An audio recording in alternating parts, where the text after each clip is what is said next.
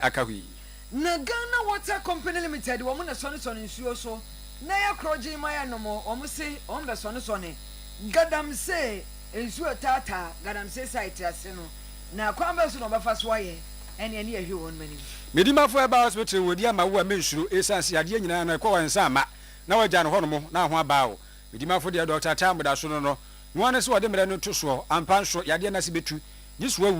nkwa na ate ase a ene ne no yade bia da twema gogo sa so na ankra poku ase mayira wo se wo bakra no bibi afre no 0244774282 0244774282 0500727215 na divine mercy so manku papa srabro nye ba oba ma we de nkasa ma wo emema ni nyina da mo nkon kwaji spray awodo wa wututugu hu a wutimi seju wa hwehwe hwam makeups no kra de medanka wo tubu ase wa ma bi de siesie wo enya ntwuma de ni bia na chese eno no divine mercy cosmetics obi age atumi se eye edumi sisa no che plaza ha enwa ne se wo chwochwo 0553457200 0553457200 ah wonu super so de na eye kanjen sanse eno na akalan wom akalan suo ya ye kan fodi ama wo ye nsuo ba ko pe kanjen energetic drinking water no esanse wo bobo bie na eyi pause ni nyina afiri ho na watimi anya nwoden aye adwuma potassium calcium ne chese nua no wo mu ni nti no ye nsuro atufonfo ni kirem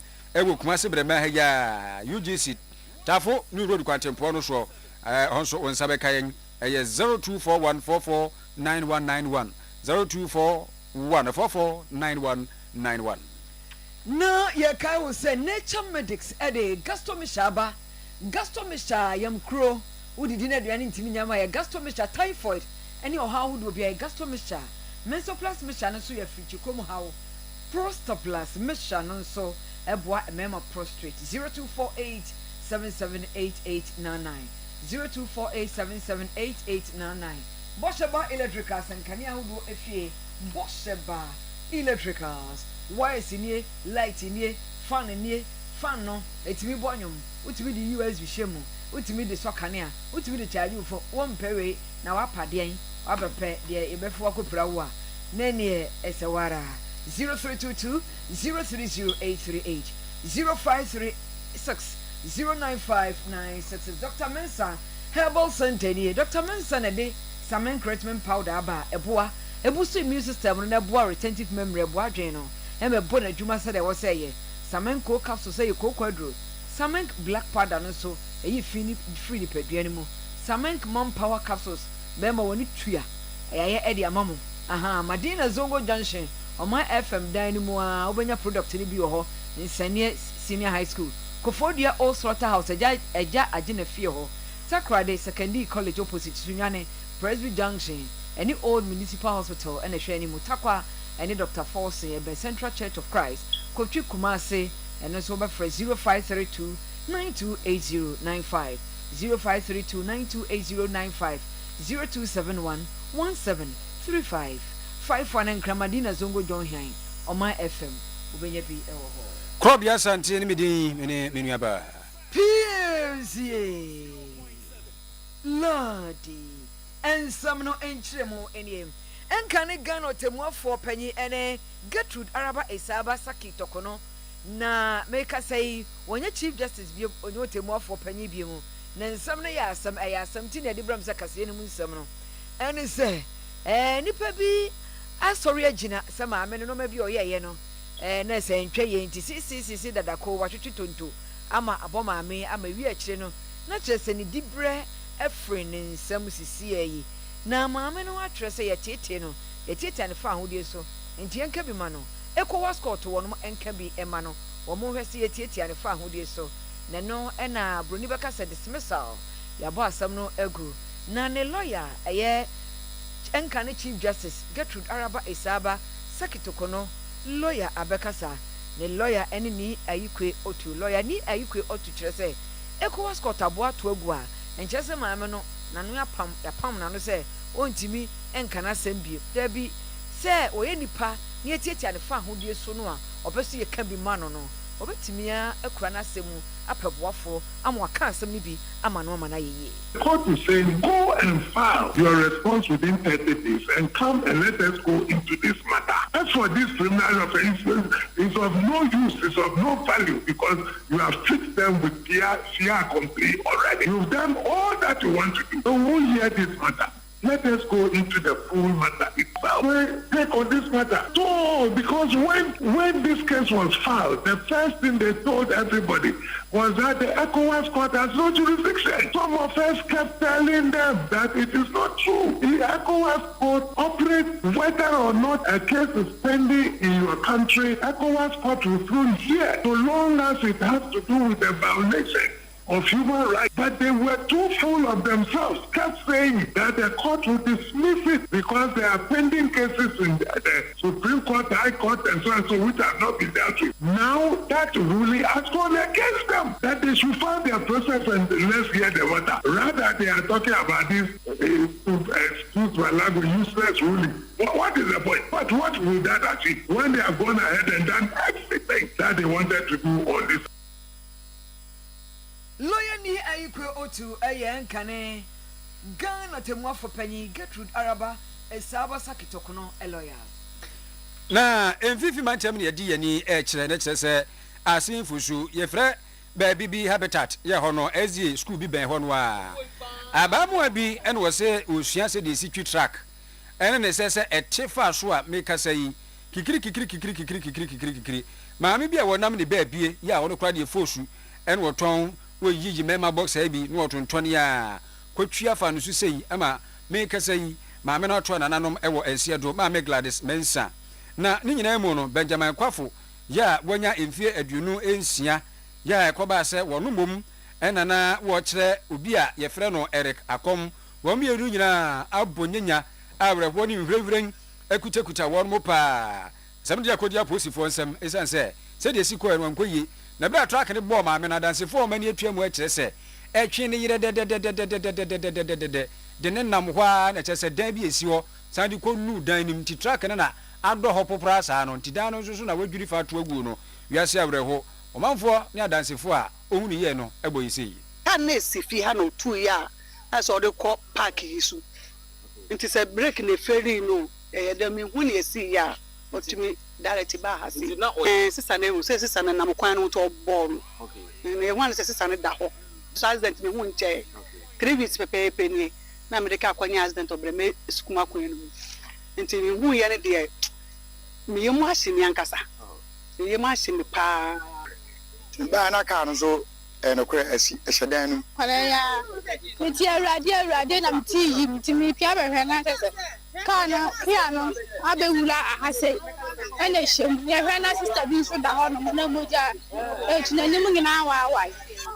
timi mi dwane firi ha no na omode sister be call hospital pa yesu wa wukura me she masifie ni me she dem no ma na meti se bibia jire nti me bayi wo bobi na me peja no ye pie ba na chese kia na ba be show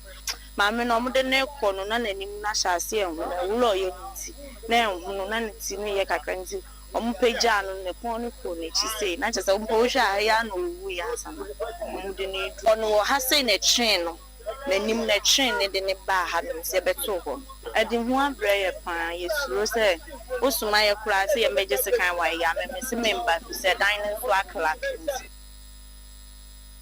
nti omanfo mani atwa mu dansefo a womo asen fusu echese habitat sd hono a rehosam a esi ene defo no na odi amane buibae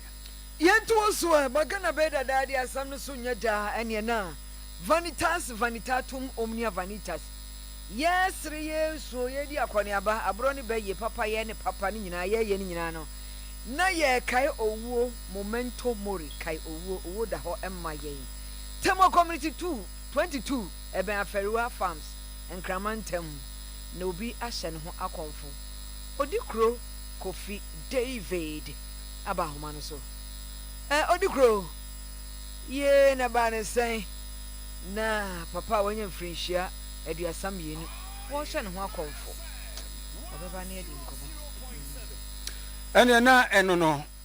na yenyina yenim se Commander Sugar Factory enka ayenhye bi aba yi a ene ankase asi kire be ne mayi mu no enka nya sanke to akra factory kase ya osi le commander ejina egu aforo de mpatemu abaya bako abaya san ba oni oto ato aso nyina edi ho nkomo se kwa be ne be fa so a sa project kakraka yi betumi ani ate ase afiri ho na Ghana yetumi aye asikyire wa ha de ni kwa sha ase na kuafo ni bi edo do hwidifo pa wutimi se na ye hwidifo kase a aban so de na dafa ni nyina ewu ntimi amfa anya hwe na Sugarcane at Growers Association of Ghana ya wo mo dua ahwede no ka bo mu kwa ba bonten so no mo se interim management committee ni kura na wo medi wo mo ho ya wo sanse ti bebrebe ya ka imutimi fam na nsi fam se committee na mo moa ema commander edina eguafu sugar factory no epija FNC wa na wakatachie nana kweku akon ene kasa ede ma Sugarcane at Growers Association of Ghana yi wo se we de na ko mo hwani mu kura se akomosika budget ya yakinka ye na no dey enke bebam a factory kesese ye di ya mayosem sa ema ya ka hwa ekwa akofo ye ni surunko ene de aba nti wode wode ni sem atudwa se mabani jodro mahama wan sama nani emra hono mu biem zanse nya factory kitwa na ebesa fa nipa so kura nwuma momamfo nya biaye the factory odo ye dwuma sesia yele tawa ontwende biala anede bibi mombra sunday yana babo ye gbanyina yana so ata o menisika eni ahwe na ye dua no sesia ahwe no e wo ho wonto factory so enti some ati bi odo boye o community to the factory no odo go tu no waye na ki ni de IMC no ayo kra no o mi okra na oka IMC no a wo fa no oyo owura transport chatman bani amwa na kanu oyo old one board no your secretary is woman na this time your committee na ki ni do wo hwe ema committee no wali wo dwuma do ni we bia enti owura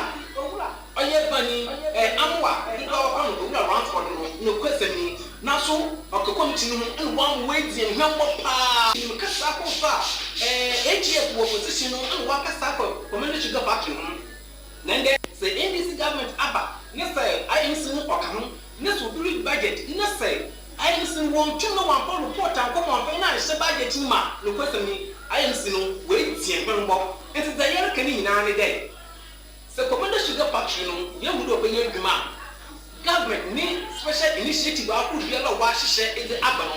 we ye commander sugar factory one banfi oye ministry of trade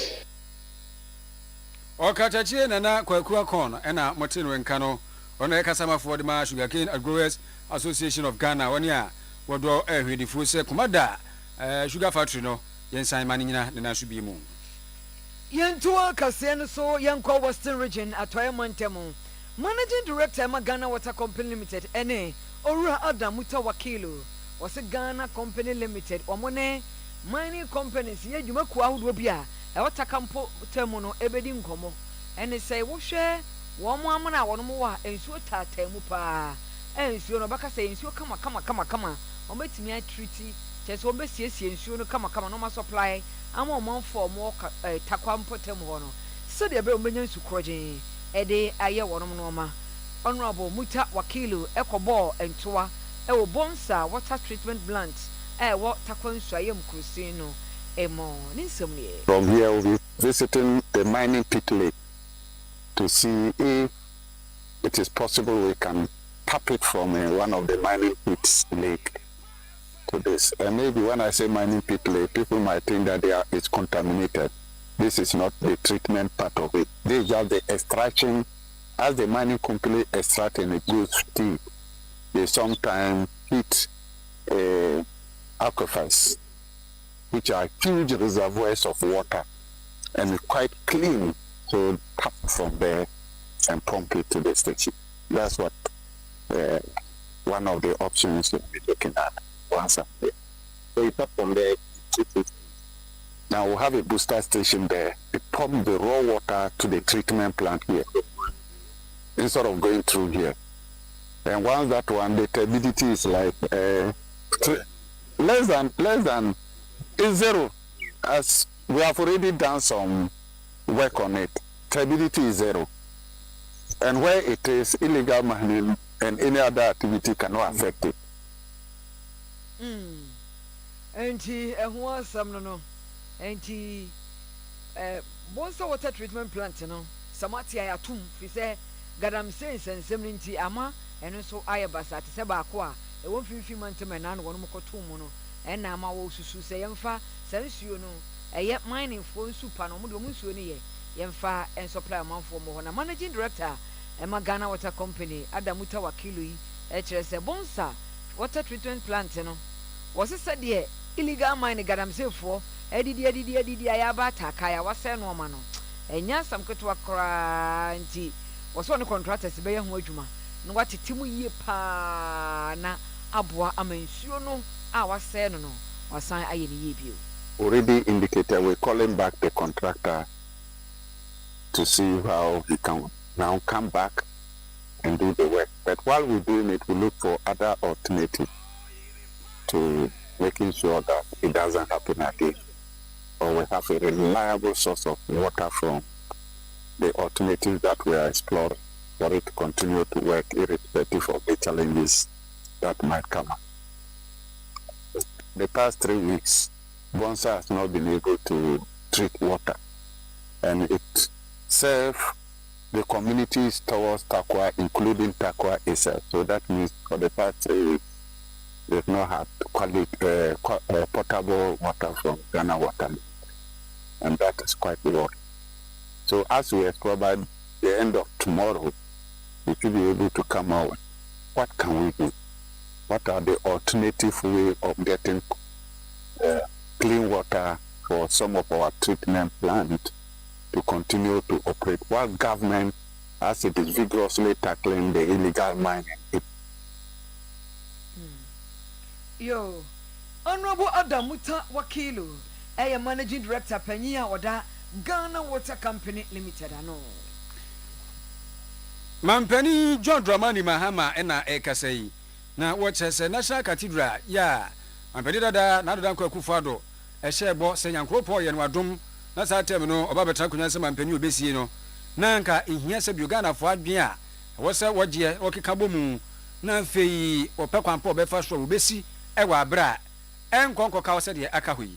watches nyame adwuma na hwe na ade akoso ampa obia ni ho ya nyame adwuma ma na ni ko ho a emponya mu enhyira ya adepa nanso so no toda enya wo nkwa na betumi age ato matri susu betumi aye ewo mu se won wa hya wo bode se mampani no wo ba bedi a obesi enso so ba ye yi na esenka enso do feku a wodo woni a waka bi ewo mu ye nyame dwuma ete ase kosi ase a wo pepa nso so wo do menyankopo adwuma se onso betumi yi wo kakra e de aboa no na wo senka oje wo madwen tempa no a na opekwan pa befa so a nka sabira so dan cathedral yi isi wono mo wo so wono ni sei na asori a wokwaya Assemblies of God yi ene ewu konkronkuma mu a bere bia no a wo musi asori dan no no so de kakra kɔ no akɔboa we ni kyerɛ so no so wo pepa menyankopɔn adwuma na nyɛ sɛ bia na wo nyina no mo sori tia sɛ de ne binom keka no we di nsɛm atudwa ne kyerɛ sɛ Christian Council for ɛna ne wo mo bɔ nkɔmɔ a bere mpanimfo yi ɛkɔ no hɔ ɛwɔ ɛyɛ fikasiɛ a mo kɔkɔhwɛ yɛ kɔsra no. I am a Christian, and I believe that building a house where we can worship God is a good thing. I contributed as one of the chief fundraisers my own Assemblies of God church building where I worship at Ringway Gospel Center. And I built 10 rural, we call them temples, in 10 villages. For the Assemblies of God Church. Of course, I solicited support from different people, and we built them. They have quarters for the pastor. He's got his bedroom, he's got his kitchen, he's got his living room, and then we have the church hall that can seat up to about 150 people. And so I do believe in building, an interdenominational place where we can worship, but it must be done in consultation with all of us. All of us must decide, how we want to do it, what the scope is, and how much it should cost. Enti mampani John Dramani Mahama ena ochechi mu so onu so do nyame adwuma pa do nyankropo adwuma na asem this na Assemblies of God asafia wokoyi komo fa so no onu so ebuabu mpanimfo so ebua no no musisi so dan bi ntinka nye bone se wusi aso dan na makobu akwakosom sanse e wo se ye kosom e wa aso dan mu ntinanka ehu nya se mpanimfo no be fa adwen keka adwen abomu na National Cathedral no otumi apija ediasi wo ewiase nyina ye kan kwada ye nyem wo mo abosome nkro no anu ansa na ye wo mo ebi wo no ma abosome nso nwotwe ni ade ntubo wa kwada no kotowa krampo no wo je mfre e de atenase chese eden pa san kwada no yɛhwɛ wɔn mu a ɛnyɛ asɛm ketewa gye sɛ wɔne ku wɔn ho yɛ paa na wokɔ pram so government hospital a ɛwɔ bosom twemansi mu asantemantam ɛne taboatema anson wɔno na yɛ pediatrician specialist ɛwɔ hɔ wɔ se ɛwɔ sɛ amansan hunu paa wɔ so ɔmanfo ehunu nsunsuanso a ɛwɔ so sɛ wobɛwo akwadaa na akwadaa ne su ana ne bra nso na wayɛ ketekete anaasɛ bosom nkron anu na wawo akwadaa madam boatema dwabo ani abɔ na yɛdi saa ɛda no ɛna wɔde nsɛm tu dwa Isaac ɛgye ne boate kɔ hɔ ɛde report we bae Bosomi duba kubia ne nafo ɔtɔso edunso ɛyɛ da ewiase ne na ayesi wɔde hyɛ fa sonko ɛde fa ɛma ɔmo ɛfɛɛfro nanso bibi nti ɔmo ntimi anwo ɛwɔ apɔmuden hyehyɛ mu ana Nyankopɔn abɔdie mu no sɛ ɔbaa bɛnyem bosomi ɛnkrokopum sɛ edu na ɔbɛwo afa ne ho afa ne ba saa dwumadie ebi akɔso wɔ bosomtwe abato mpesa so ama mo hyɛ fa sonkoin ɛwɔ St Michael Hospital ɛwɔ Pram so bosomtwe abato mpesa so ɔmo hyɛ fan ɛde bɔ titru ɛma ɔmo fa saa ɛhawi bi mu ɛne apɔmdenfo a ɛduru saa brɛ na ɔmo timtu ɔmo si hɔ etimi hwɛ ɛmɛi na ɔmo mbrɛ ɛwɔ ɔmo adwuma mu dwumadie no mu no ɛna Dr. Penny a ɔda saa ɛfan ano ɛyɛ Dr. Anita Boatema Anson enso de nsem kakra tu dwa 17th November da ye bi esi ho wi ase nyina se ye celebrate preterms and prematurity awareness day in say mpala bebre ye hwema be say 13.4 million mpala aye wo mo no on time enso chese o mu nya 38 weeks of life they say enyema amene nyema owo mansa na wo nya 38 weeks in the pregnancy Sankolani, who say how be brain it means, especially on my woman term for 28 weeks. The earlier you are born, no, the more problems are more encounter. Basically for the public, telling a day be who say Nkolawe no musu timi survive say near my the near ma to plan Bosomi duba de adwuma efo ne dafo ka wo kyerɛkyerɛ mu ɛkwan mo fa so a ɔmo hwɛ ɛnkora no akra no common we cubicles into the bia me gyina yɛ high intense a yɛ de careful yɛ jaundice baby severely jaundice baby nti uba o hyehyɛ cubicles court na baby ne de yɛ blue light a ɛsɔ wɔ baabi a light na yɛ dum sisi nti na ye blue light ya mi adon ni ba ye engine su na me so first na stomach na egani e man so I been for be 2 or 3 am husband baby ya omo ye wa so be show Your cubicles into the beer me high intense. I had the careful jaundice baby, severely jaundice babies. Into Uba, which is cubicles, court, and a baby snitted, and your blue light, a soul baby. Light, and I do not sense, and I may blue light. I'm so fast, so I've been told me.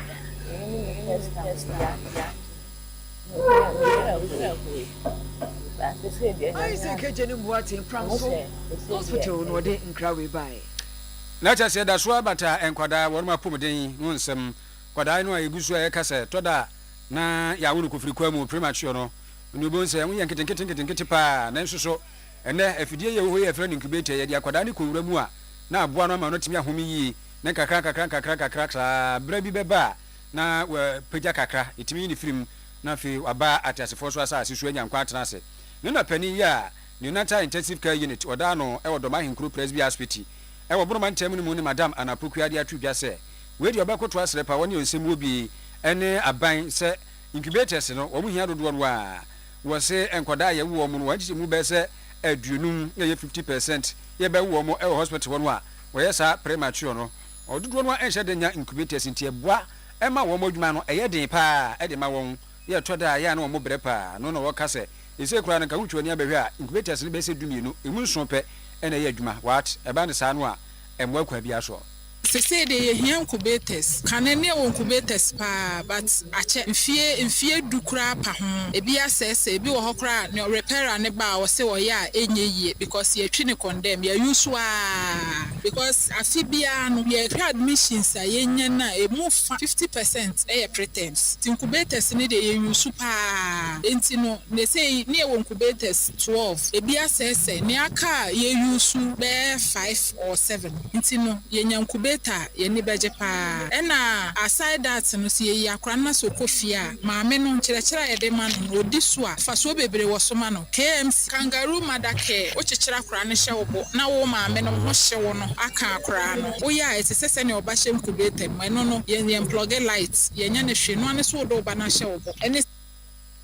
enti na eno madam anapokuya na motin wenka no na ne nyina mu doctor Harry Akwa wono na ye pediatrician na ewo ansua abebio pediatric center doma ahinkuru Presbyterian hospital ho ena wo kyerɛ sɛ eba sa premature awawo ne saa de tete saa no omani wo ho papa esa ne sɛ sa ututu nneɛma bi abasa jemu kakra bi a emwa ene woni obɛhyɛ incubators mi ni ade ya yegusu aye kan no ɛbɛfa mmerɛ kakra so ahunu na aboa makwada no sɛ bi ona dwatumi aye adwuma ye ne ho mu besi susu kama na omo nsoso no yo mafam de bia wo betumi sanse saa ne ma bi sei no ye didi agura nye yi ideally nka preterm no woni wie a ye wo preterm ni wie ni edi ne chia ye hwe na kosi say ye correct age na ebedi 40 weeks ti ye mfa ne say ye wo no be 29 weeks it means 11 weeks ni ye bedi ne chia kosi say bedi 40 weeks corrected age na no correct a che say afei ni awo no nti nka ma me ne de obeka so wedi 40 weeks wedi 11 weeks and so ye correct a ye beka sa afei ni awo na no na chi ni edi ne chia kosi so bedi be 3 months abibia any problem be any ye hu say the baby a wedru no ma me obetimi akra no akọwanim nti sa time no yetimi discharge we free a clinic more often than not ya na ye share up to 3 to 6 months corrected age. Dr. Harry Akwa ana motino nken and said yedi kan Christian Council of Ghana wanum akosra His Excellency Awula John Dramani Asankusu Mahama Ghana mampanyi ewo Jubilee House na ensam ne komodie ekoso no no kire se ba soro momunsuro fi se Ghana ebefri nkunudie ma konkunudie mu na ne ba wasan ba biem no wodi nkunudie dia no ozen wa me di agro wa me bobro wa me di atro obeye ni nyina ama Ghana manfo ehunu na ewon hyehyeye mu no obehwe se eno ma bi aban dada no eja to ho no aban we beto aso ewo mu se ayesa tetete no aba we kwa oba foforo ba onto aso ono de wo ba ne de ye wo so oto aso no obeto aso ama watara na yayi debi oh my Ghana ye. My mission is to use the mandate Ghanaians have given me to move Ghana to a level where anybody who comes after cannot reverse the gains that we have done. And then people come to me and say, oh, but oral is too slow, the investigations and prosecutions are too slow and all that. But the point is, we have military and revolutionary days. A person, even whatever they say the person has done, the person must have his day in court. And a judge must look at the evidence and decide whether he's guilty or not guilty. Society can condemn the person as guilty, but when you present the facts in court, the judge might have a different opinion. And so, even though, I'm sure most Ghanaians would want us to have one big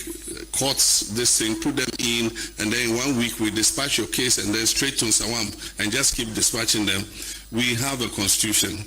and we must follow the process. And you don't just get up and take the person to court because you believe he's committed a crime. You must gather the evidence. Because however guilty you think a person is, if you don't gather the evidence and you just rush a case to court, the judge will throw it out.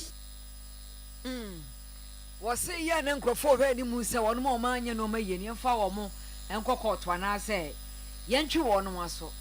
na wonu mi se we bia wa wi sika sa na adwene ye wo ade be de be dia danse e wo court se ade we wo se waye wanya ni na wo de kwa wasam no ye no bo ato agu. His Excellency Awula John Dramani Asankusu Mahama Ghana mampanyi wodi a wo ya ojebito so mi no na matra kunwa wo Ghana ha no ono ne wo mu na anu ni president na chese National House of Chiefs na oye o manhene mo manfo a wono mo wo sahwi anwea so matra kunwa ensase so na wodi ato emabunu adusuafo titiriw se sukuru o mo kro no na om daachi wonyine wo nsua de na omfa ne munyam hye emre busua bi nka man titiriw enkomanya nkrompon na nsemi ne afutu etwagu na chese Anwaso Elio Festival ye no adwenkyerɛ akansie sa school quiz competition bi ekoso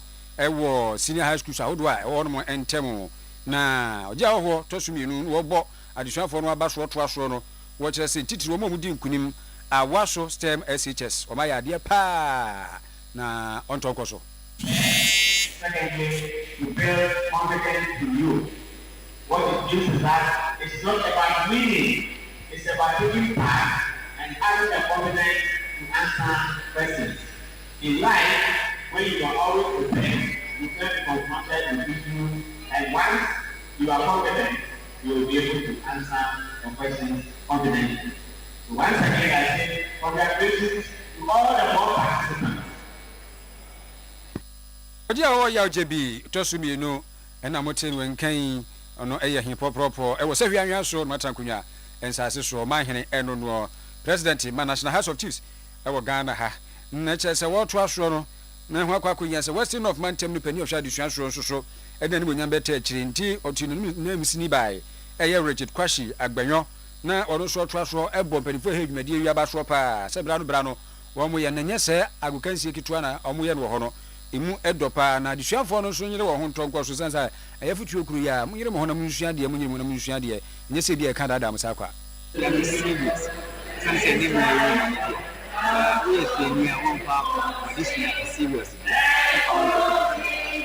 ko di yo mu ku ni agodi ma this is yo mu na bi o ko no so never sacrifice as you said yamma yamma o mudu president mfanche him na je ni na gase pese terafa adusuafo a omo so di nkunim te school no ene awaso STEM SHS de ogina na mu epre ma nkunim die baaye em tse dusua ni Anita anim wo si nkunim die odi ma school ni nyina asira nkoma kyerɛkyerɛfoɔ wɔne ɔbo ayɛ ɛma adeɛ bɛyɛ kra bɛhwɛ abɛbɔ ayi nya jam o do ne expect you but ne hwɛ a ho ba o school ana you say like other schools but try but ya me you na ya try say ya bro for ampa teachers for ebo ho mo de eba boy students because students ya na teachers so shut up and putting in much effort I actually be a hard drink a but students only your mouth every day not students only your mouth and the man be there they could be a do antina eno no komo nyina efri sahi anwaso matankunya yentu anso mutum dan wa hini mutum onipa nuane nipa enkrani beka se gbomo nyame igi gbomo no onipa nuane nipa bronya yi kai se obi bedidi ejanka bedidi prison fo nso ewo ho obi wo ho no mu a waboabo aduane anu ama se obedwa so ye so adoma krankran spy kura walai obeto be 20 sadia 20 ni agunu mu 9 na 20 no kan bo a ni nyina be 10 series yo sadi ba kuma ku 20 10 series yema ni jara mienu aka ho obeto ni nyin otibeka se mintu ni nyina akọ woturi nyina akọ good jade no emo say to jibio say ya papa say de edu nyina wo de akosu mpiri ho na de edu bronya wa wini nyina ade atwa nanum mini ofrefo se me kia manum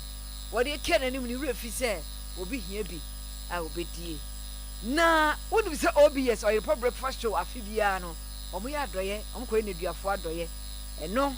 na wonom agi ntoboa womo agi omo frafredom twedom so mbeye bi ayi bi aboa Central Kumasi Central Prisons Project baso den na yawo Mensa Joel o champion no 2025 prison project no na wonom ko sekere kwaman hene ena so na dabra bedi akobo aten otoso mienu na omko na so na omko na so no na ahye bose 2025 prison project yi obonpo basaponya nkopo twedi ampoboa no a obesombi na waboa ami akoye ne duafo yaye akwaje wonum eni na sabi wonum so eye nipa prison project we o chance ya na mani die chipa o ko bia na me friend na me I am the same. When you may be uncle on the abdomen. I say, Sabu, time we are, is when you see. Only do who command. Now, Fibia and Pono, all back to now, I guess you. Over quiet, we not to. No, no, so any dear tree. Tiani, they say. If you say by now, rain fino. Now, what kind of? As I can say, my name is Penny for him cook with H. Maybe you only maybe a soup, a bit H. I'm a night prepare. Now from Pony or Madame, I said, if my mind is someone on the set. I desire what to buy. But then another, the Quama mind now. Assume. That's live patron. Must say, or Mayamwa or a palm issue. Prison project now. Assume. But then a man for you now. I said, if I was here. Nana, the brother, dear Cobwat, your tosso me, no. Such a quamahine, and I was a boss of Tabo. I feel so 2025 prison project, no. OBS. Obeswasan, come on. Nana, your man said Joel, one on a team, no. I always so, one on the dear kind. Not some Yanana saying, Nana, that's a beam review, that's a yama. Oda na nasa sabre bia onye bie na ode boa ondumadi fefa ya na oyema ededuafo yi mesra kakra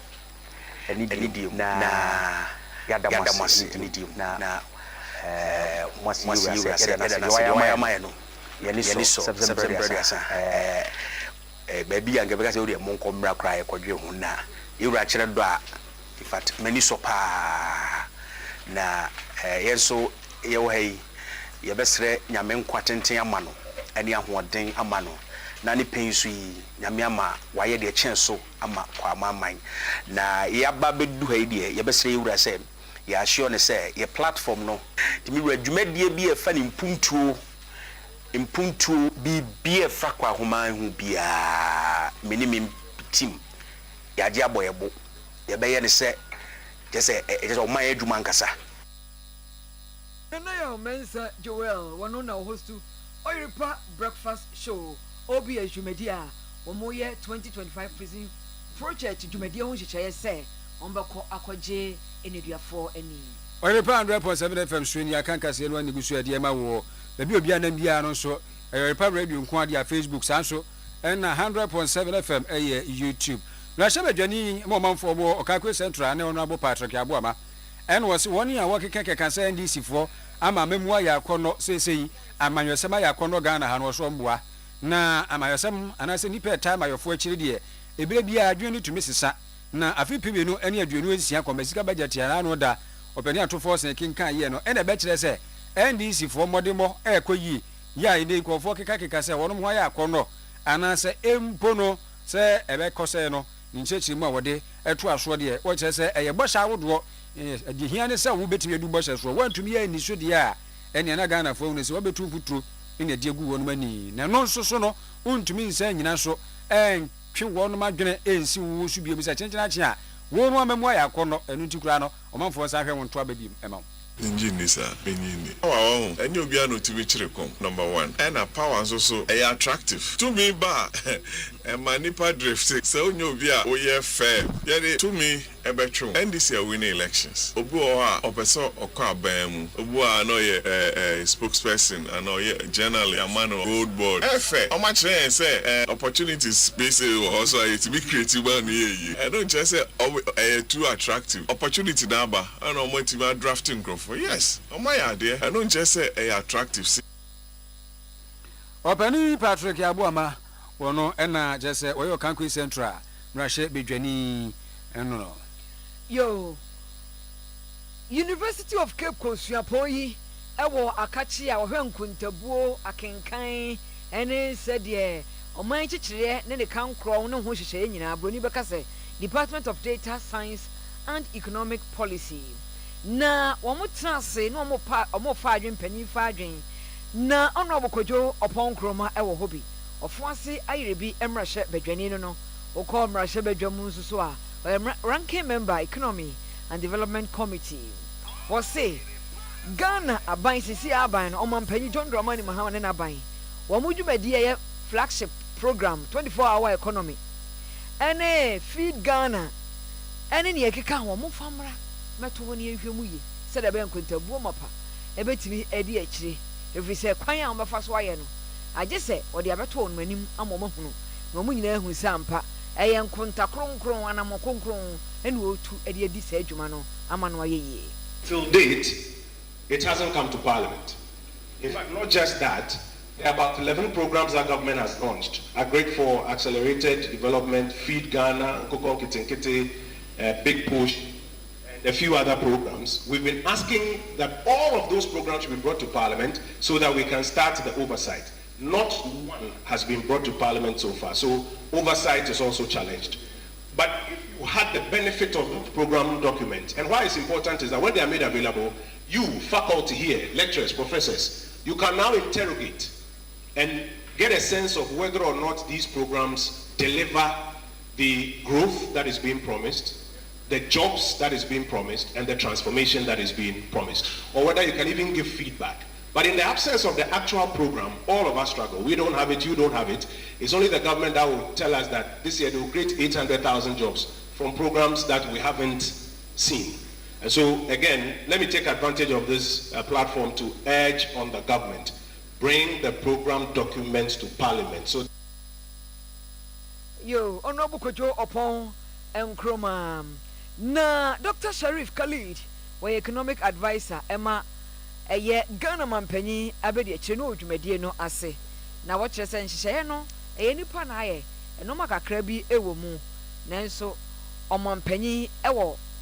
Vision and Iswadi Humapa said no many Nabem Nama Abwa or my Ghana. He who works at a commercial bank would know we have a big saturation when it comes to their banking space. But if we create another place, bring her mortar and say, look, this is a women's development bank, what is going to happen to the gap that we are seeking to bridge? So in terms of implementation policy, what the government of the day is saying is we're going to have a target market, and that target market is the bottom of the pyramid. Who are the bottom of the pyramid? Those women who don't have access to collateral. Now you look at another big flagship item, Big Push. I mean, it may have a critic. No policy is devoid of criticism if you look at it from the perspective. But this is looking at connecting the country from every nook and cranny, and which has ties to do with other flagship policy of Feed Ghana, 24-hour economy, etc., etc. Because Penny Abedi economic advisor Futu4 Emma Omai Chichire ni sika sam ho empuntuo. Yo. Na ni nyina mu aye to aso no na chese turn on off but we be so aso be hye dwani and Dr. Gideon Obuako na wo chese dwani fo nhyase nsu Ghana fo nso so nhyase nsu we no nyese bi a wo ka se wo ye bi asofo bi a wo hye nkom hu e de na asi wo chese 62 billion Ghana cedis a e wo se nka ba no ejemu egu omanim na kwabrane enya bi edihye ni botomu sanse dwadie ekoso a na fe sika nsoso ebemu no yamfa nwuma ni mu ye de akwa kogu Bank of Ghana ya se sika ne ni system nim enu nti se ebedi buro nyan eniema ebono no ewom se yesi atetete so ababa fom de na nsoso kwabrane de obeyiye de beto no eno ne asem no enyen no no ka se yesi bia wo ye prophet bia wo ka ensem wuhu na nsoso wo se saa na te any akoma sika budget emu nkomo ene se di wesi bubu no tototo no na ma ne kan se mi. To read the budget statement paragraph 248, the minister states, and I quote, to contain monetary policy expansion, the Bank of Ghana intensified open market operations in alignment with its disinflation objectives. Growth in net domestic assets was curtailed through enhanced stabilization and reductions in net claims on government. Mr. Speaker, this is so interesting. The minister states a total of 62 billion cedis was sterilized year on year through open market operations from Ghana. Mr. Speaker, what this effectively means is that 62 billion cedis that should have been available in the pockets of the ordinary Ghanaians for spending on the markets have been siphoned back to central bank by depriving the people that opportunity. Mr. Speaker, the interesting thing is that next month, December, Christmas is coming, and I can bet you, Mr. Speaker, that with this activity by the central bank, traders will just be sitting by their produce in the scorching sun of Okashi market, in the scorching sun of Kumasi Central Market in the scorching sun of Bakola and elsewhere, people will just be passing by without purchasing anything. Naza die krasha se da wo. Ba konna kwabrane de se hwum na no no osini eman hu. Dr. Gidi Obuako e na woka no kire se 62 billion Ghana cedis e wo se nka ba ni jemu gu o man ni mu no. Ya san se sade akogu Bank of Ghana, ya san bo chire de ko. Enu nti kwabrane ni sika hiri botum. Enso ne ma na gu yi. Oh, egu susu e kase atete ne ma so ne ma bo aba fom. Ya tete su ni nyina chire no de na wo de to. Eno no na asema wo bisa no. Tumi me hwe ni yi. Aha, nti ne atwagu e wo brahye bedwamu. Bra uguso na akobesika budget no wodi ho enkomo ana asema wo kan wo study ladi wo study wo ho meso wo namo a wo de fo ni to fo mpa ye ntwa de sa wo tito no ndo minze juju ma no sa ase go slow walk ko fa be krom o wan se ne se wo so be krom a o be he no ma dia doma akesi da so Obano ye bia no zako so be he no ma bia se da be kan e bia tinapa ye bonu num ya spy na wo market mo mo ni na ho obu ho ai na bronya no abi no be se sa ayo ni option ya ni option ento azo be na ya bia four square ni nyina na bia ye no hwidon kude koko ni ko beri yemu yenya hweyi na didie ya kwa nyina ewo ya no okay Honorable Muntaka Mohammed Mubarak man triple M Ghana fisam so for interior minister na Bronisi wa commission cars police for boat subonto mako enan said ye be ya bambo 4 ye adwuma e won nsuo so no obetimi die di wonum dwuma ye pa e abo yaman Ghana oban Honorable Muntaka Mohammed Nsemunye. Ghana's blue economy is a vital component of our national development strategy with vast potential for sustainable economic growth, job creation and poverty reduction. Our ocean resources, including fisheries, tourism and offshore energy, play a critical role in our economy. However, we must ensure that these resources are managed sustainably, benefit our citizens, and preserve the health of our oceans. Ladies and gentlemen, the Ghana Maritime Police Unit plays a crucial role in maintaining law and order in our maritime domain, preventing piracy and protecting our maritime resources. These new patrol boats will undoubtedly enhance the unit's operational capacity, enabling them to effectively patrol our waters, respond to emergencies, and prevent maritime crimes. Honorable Muntaka Mohammed says, said Yabaya, Yababo, Yensio, Ana,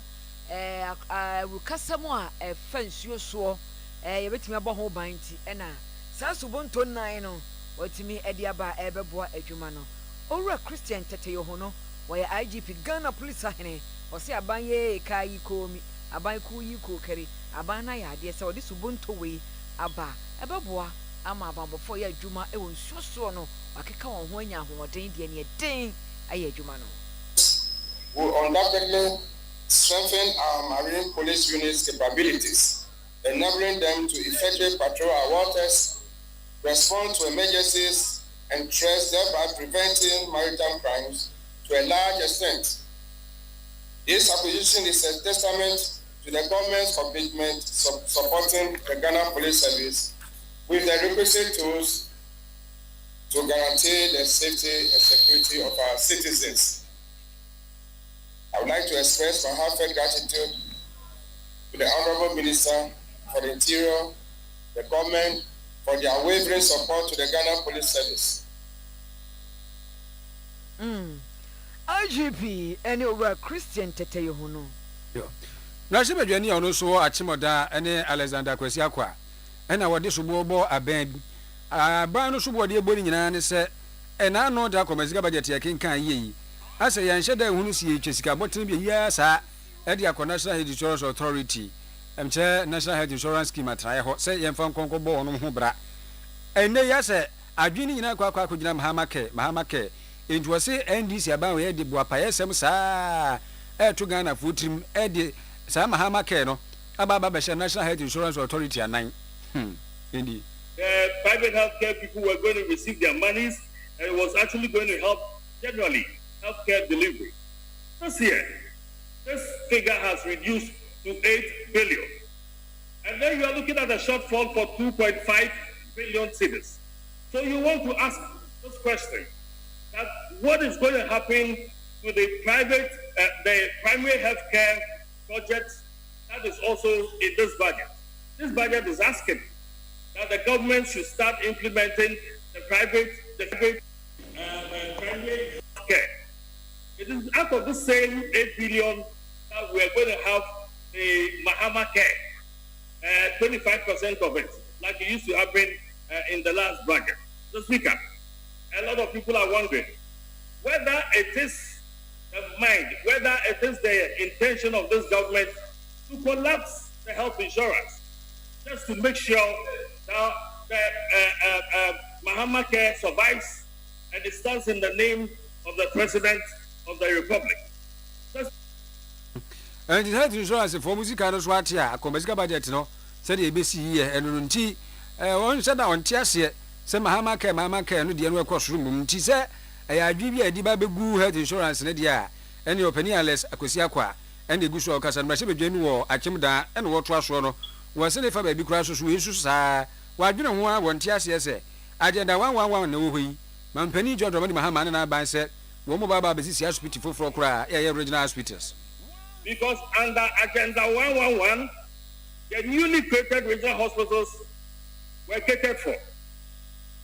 He went to PPA, contractors were secured, value for money from Ministry of Finance was done, but for the debt exchange, the contractors would have been working by now. And so is it the same project that we are going to continue, or they are going to abandon that process and, like it stated here, a process? Mr. Speaker, this is the same government that promised women banking. And in the last budget, we dedicated only 50 million for women banking. And when questions were asked, it was stated that those women, the 50 million, was only going to help in putting together women banking. Enti budget no a ko mazika no a na no de kenkan no mgusu a mu debate no mbobo ho nti omo fara makoma MPP for come the NDC for so come the yentu ahwe yo sabi anwia so traditional council wodwumadie bi afahye kese eluo afahye onumudi enyuma ahodo atonsa from amakọ and afei activities normal ahodo enewomu free health screening wahwa omanfo mo jamu ni pedua mo BP ene ade nyina na free health screening yasi na nana ebiri kwaku otoso mienu baabi ene hwe na mponi he e de ato dwase safahye ba sai ya agro omanfo begro no ye kɔhwɛ tete asam abakɔsam panyinsam ye kotie nanso o se kai sɛ enipa asabi wɔn wɔn potam ha wɔn mu di afahye no wɔn mo kro ye ho hia fi sɛ ubi Concordia ibi Victoria nkabo ma hoɔden pempens wana nkro ne hia ye wɔ se ye hwɛ nkan kro a afahye nso e de bra manfo eye na beni agi sɛ ye di ebiu afahye na ebiu afahye na ye di no enya mali making simple ana ye sɛ ye nya bibi nso efiri sɛ ye hu nya nkrofo no the kind of area away society mu do na sɛ papa sɛ yisia na ye tu ana mo ahwɛ yen nkrofo no improve dia ye no so aka na yetu mo na mo sɛ be ya bibinya oman ma omo wo ahoɔden sɛ omo tia asase so de na tuma ya ye adwuma aso oman ga na nyina asebe na ebri kwaku otoso mienu baabi ani hwe na mpori hene Mrs. Margaret Awua was senior midwifery officer of Baby Government Hospital. One more na free screening was say one your buy dwumadie na se behwe one more free screening no nyomu ye nie hypertension yanko for papa enchini die yente so ne enye apomtene pa ya de ye hu se nipa bebre ho no ma ye ma hospital e ma na twetwe yensa e ma ye hu se bia modamro so yare no ebi hu the buyer no say so far how my home on the brain to teacher on hypertension high BP no e was so nti the year can say the woman down on hospital na mama mechire mon sana yenhwe se de be ya ebi woman chempa na ebetini aye bibi afa ho yo ahodaso ne be ma Mrs Margaret Awua woni a okoye free screen bi kire se obi anya bi nu ama obi no da ase anya ama wo se oda na se onya bi ama obi da ase bi mra bi o wonu da ase omani asopa mama ma ho de na da bi am na we mpo ma ye na ye tere nya ho de na bi ye adwuma abo aga na ina me pesa na me catch from me say this is insure mo and then yeah because when you is say for me adi program we have so we are regular na won show free see agadi won show mo pa na no ma show e mo bia no agadi show o ma na mo yo baby ani manfo bi nsam no brashe badwani atiwa east bensi ni mana se peswa so ne abena wose opare ya tudwa se aban se wokoti agadamsi ne nso fom kra esin sasene se ya na se nyese bi e ha o mezi gazam kekewu na se high dache ebi a empuntuo bi a de beba efa ensu e wose yenyanom titiriu na de di a kire de eso papa ya de ha do na betie gum ya igusu a ye kan omunti no to no de wose o kasa e de a kire se gadamsi na ban mani ko ho pa yi wo pe kwampo be fa so be ku atia na ene ma ya ginsemu man mu the fight against illegal mining, popularly known as Galamsey. Mr. Speaker, in this same budget program 1009, the minister said that the devastation caused by illegal mining has gone far beyond economics. It threatens our survival. That is what the minister said. It threatens our survival. So, Mr. Speaker, if something threatens your survival, what are you supposed to do? You are supposed to fight it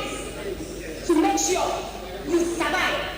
And how can you fight it when with a ministry of 2.1 billion budget, you only give the agency to fight it 150 million Ghana cedis, Mr. Speaker. 150 million Ghana cedis out of the 2.1 billion budget given to the Ministry of Lands and Forestry. Mr. Speaker, when I compare it to the total budget, when you take out your compensation and you compare it to the total budget, 150 million, you compare it to the total budget, the contribution is 0.003%. 0.503%. So how can you say that it goes beyond economics and it threatens our survival? If you put such an amount in there, are you telling Ghanaians that you are fighting it, or you are just putting out words and playing with Ghanaians? Mr. Speaker, like I said, the Galamsey issue also has to do with jobs. And so we were thinking that beyond that, government was going to put some money into the alternative livelihoods so that you can take them off the Galamsey and find some jobs for them to do. Mr. Speaker, in this same budget, you look at the money that are allocated to the alternative livelihoods, just 35 million Ghana cedis. Just 1% of the 2.1 billion Ghana cedis. Entina no honorable Osasare ena motene nka no abena Osasare no etua east rashe bidwani nani adin bruta abena denden yes abena denden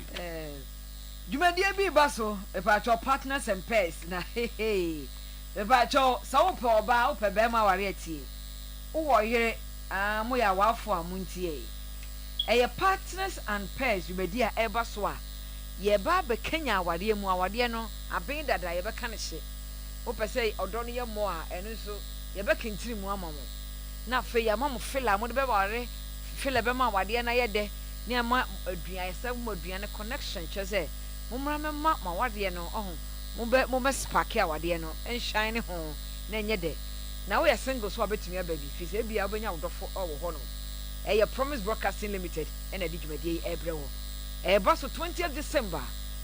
December wo Mikado Plaza Edum memenda 20th December enyumre no onum kasa for ne Pastor Patricia Morgan Shan Bishop Dr. Tete Tufo enya samketwa ticket no 500 cedis for couples muye mienu 500 cedis singles 300 cedis dress code no a suit a mema with bow tie come on oba nso yempe fedi wo homa no yempe fedi wa horo kokoto o tata me kana to so da bi ye pagentre one come on wa kana to ato amobi ani abepu nso bia ewo ho ye ba ne gentle sign attraction assorted food and drinks red carpet live band 360 video booth photo shoot special stand mu be de papa uba relieve you can't say bro for no kra we refuse brunya ebe na ube release stress ube release ba ko obi kro kan obi kan be say nya meli making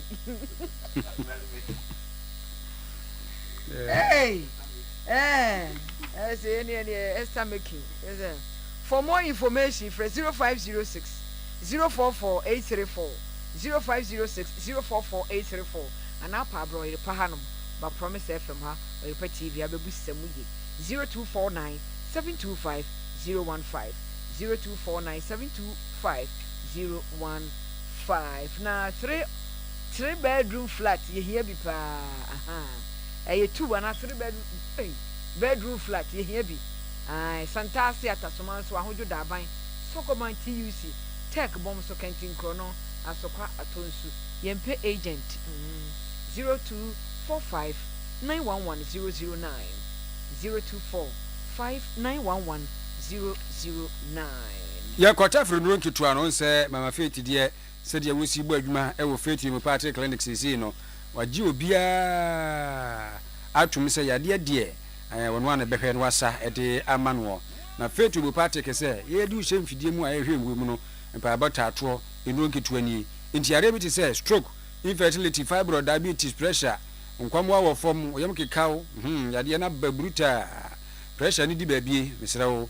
Faith mu party clinic ahenema kokobi team 0246728675 0246728675 Polytank HSA we a December giveaway Polytank na ede be 4 models aba na we super anase sumo ene ye wo sumo super model sanso ena hippo ena rambo ewo ho na mu bia beto ne ye chewachede ni titru sumo no sumo super ne di jai ubesanya chede sunku bia enkwada be makwan be bia school yi ometum dia ko school nti Polytank de wa nu twa se papa no a eno no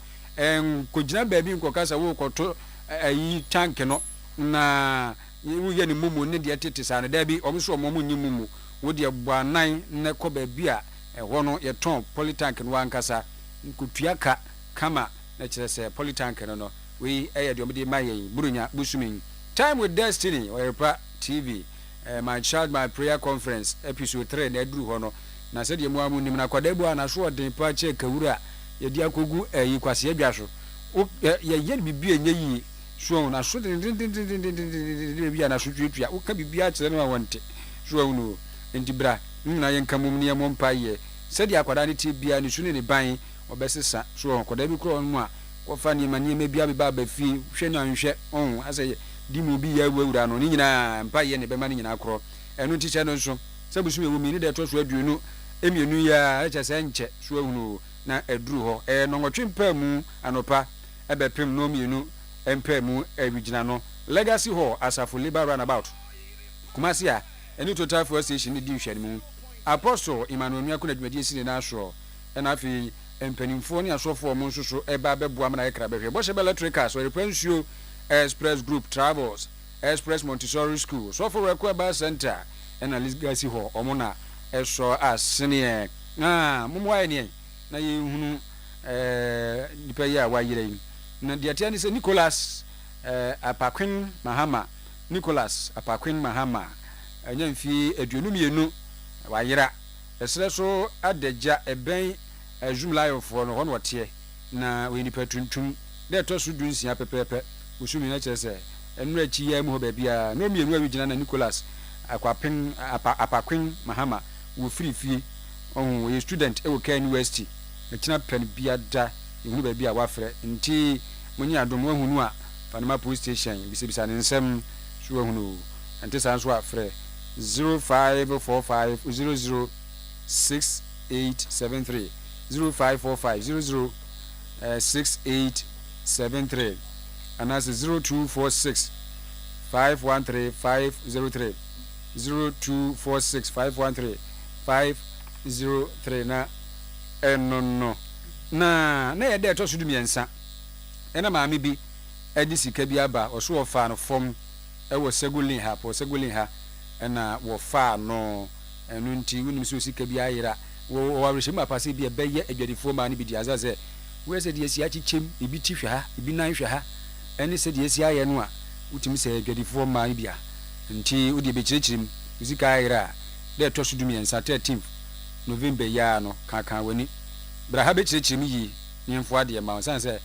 wa chichirim yi a aha wa kwa no nsu hu ni eneze wa ha na akwa be furo so na okozo ya nchira mo se sika bi ate se announcement na to good sika ne 200 note nko a to good receipt bi sha wa video ko he ya miu onkwa wa san gina ho na dia papa de ye no onu aduane ne na murum amopokua ye hwe amopokua wo mfreshi aduana mienu adum pampa so ojeje onye tuntum pa na madam Felicia aduna woni amopokua na tie woni ne ye adwuma ene ne mamienu na wo se na nsane ne ofra sori bae no nse nkura ne nam ho no mama no wo ya mama wo ha menum suo agon omunum se ma amapokua beba amapokua bo mfreshi aduana mienu ye hu no besi sabre enti wote ase behwe o ma no amapokua ye hia o ma no do magya hwan amapokua baby a obi ate enka bra behwe o ma bra wonchi amapokua fra 0247 pacho wo hu amapokua baby a boaye na yesu ye hu no 0247 678 357 0247 678 357 ana police station ebe wo no obaboaye ama yetumi ate amapokua nka wo de nkra ne beja Oyerepa TV Oyerepa radio yebetie wo ana said information be mabusuafo number ni biem 0247 678 357 0247 678 357 happy birthday ana yenko yenye fimra ni wi na ekwa na busuapani kwaku manu ate ayi paso sabre sansoso ena ya yebo a ete ayi paso adwa bedu eka ho te ayi paso ama jakro ensoso ete ayi paso Emmanuel ankama akronwe enwowo enkwada ni Elizabeth Yaubio sister ama na sister mama ne frɛ no France Joseph Oten Buwansi Oji France mem ena wowo Joseph Amwaten ewo France Mary Nimako ensoso maame ya ena yeta de frɛ no wo enkran emanananum bi ene Abigail Yaubio France no Jimama Yaubio France Mary Yaubio France Emmanuel Yaubio France Elizabeth Efioten Kumase Dora ama Otenso ewu Kumase omu nyina kyerɛ sɛ Madam Dora Dankwa anti fia akwa ene ye frɛ no onya aduokron ankropon de kyɛ ni a fia de di anim ya yububu de to so aduonu baako asante akyem bomfa kronwe na wekipi bɛkɔ so ama de akyem memenda de to so aduonu mienu mimi de di anim yi asante akyem bomfa kronwe ne de na tompam begina so na fia ya mamre ni amani akɔpɛ ne kurabe ɛwɔ akyem bomfa hɔ no a asante akyem bomfa akronwe musiye ebusua kyerɛ so wɔdan wɔ ho ba ɛkyɛ sɛ bomfa akronwe hɔ no adonko ɛbɛpem no nsia na wanom ne sika sɛ yi kwasiada ɛna ɔsan de aka bɛto aso akronwe matadi sasafum de twedi ampanse akɔma no wɔdan wɔ ho afa akɔtran yi no asante akyem bomfa akronwe donko ɛkɔpem no nsia no wɔde de aka aso so nti sɛ de menu sɛ yeye nkujankujja no mumrai na mumebua yen ɛno no ane na akwada ketwa yi edi ni birthday.